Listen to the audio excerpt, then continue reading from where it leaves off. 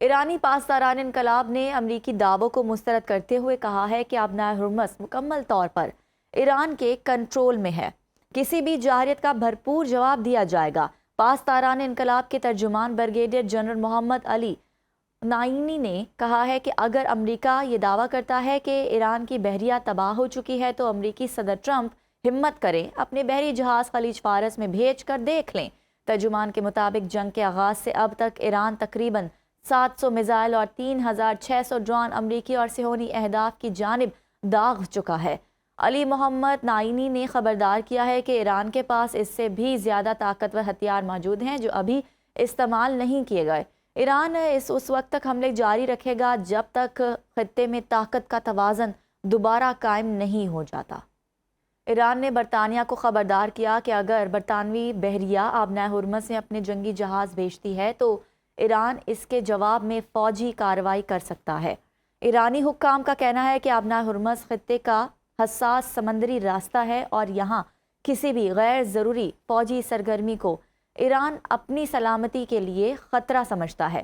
ایرانی حکام کے مطابق برطانیہ کی رائل نیوی اس علاقے میں جنگی جہاز تعینات کرتی ہے تو ایران اسے اشتعال انگیز اقدام تصور کرے گا اور اپنے مفادات اور سمندری حدود کے دفاع کے لیے ضروری اقدامات کرنے کا حق محفوظ رکھتا ہے۔ ایران نے یہ بھی کہا کہ خطے میں پہلے ہی کشیدگی موجود ہے اور مزید فوجی موجودگی حالات کو مزید خراب کر سکتی ہے۔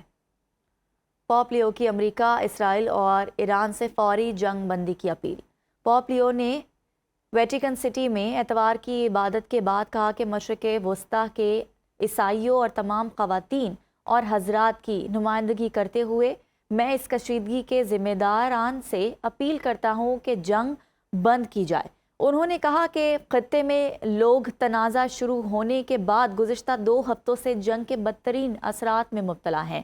ان کا کہنا تھا کہ ہزاروں افراد مارے گئے ہیں اور بڑی تعداد میں لوگ اپنا گھر بار چھوڑنے پر مجبور ہو گئے ہیں۔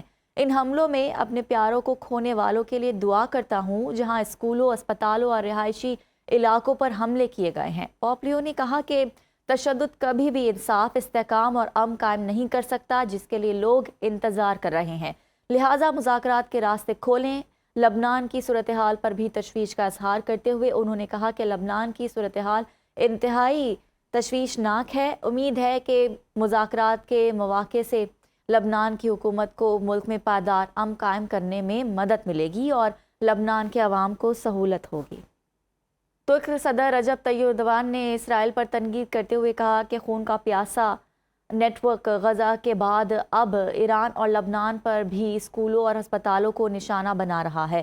جنگ کے دوران تعلیمی اداروں اور طبی مراکز پر حملے انسانی اقدار اور بین الاقوامی قوانین کی کھلی خلاف ورزی ہے۔ ایسے اقدامات معصوم شہریوں، بچوں اور مریضوں کی جانوں کو خطرے میں ڈال رہے ہیں۔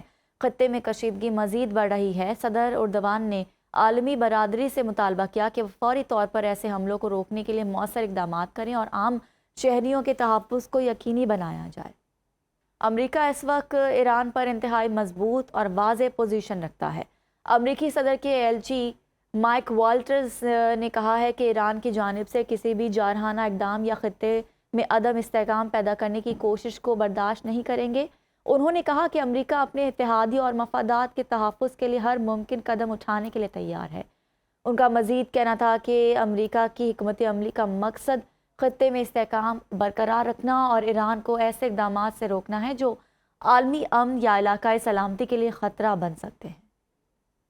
ایرانی صدر مسعود پزشکیان کا فرانسیسی ہم منصب ایمانوئل میکرون کے ساتھ ٹیلی فونک رابطہ۔ دونوں رہنماؤں نے خطے کی تازہ صورتحال اور جاری کشیدگی پر تبادلہ خیال کیا۔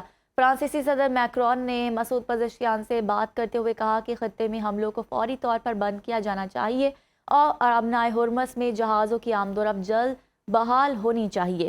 انہوں نے مزید کہا کہ نیا سیاسی اور سلامتی کا فریم ورک خطے میں امن اور سلامتی کو یقینی بنا سکتا ہے اور اس فریم ورک میں یہ ضمانت شامل ہونی چاہیے کہ ایران کبھی جوہری ہتھیار حاصل نہ کرے۔